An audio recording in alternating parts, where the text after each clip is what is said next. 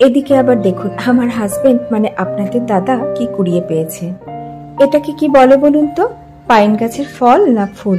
আমাকে কমেন্ট করে জানাবেন।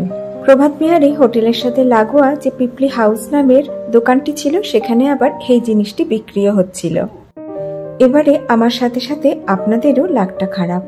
আমিও স্কুলের ভিতরে ঢুকতে পারলাম না আর আপনাদেরও দেখাতে পারলাম না।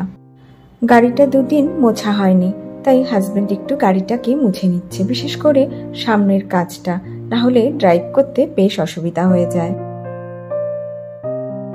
এই জায়গাটিতে দাঁড়িয়েও নেতারহাট লেকের একটা ভিউ দেখতে পাওয়া যায়।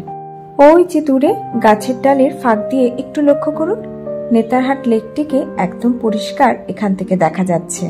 আসলে নেতারহাটে ঘুরে দেখার জায়গাগুলি খুবই কাছাকাছি। এখানে চ্যালেট হাউস নামের একটি খুব সুন্দর ব্রিটিশ বাংলো রয়েছে। আমরা আগে দেখেছি বলে এবার আর যাচ্ছি না। জায়গাটিতে একটি কল ছিল জানেন, তাই হাজবেন্ডের গাড়িটা মুছতে বেশ সুবিধা হয়েছে।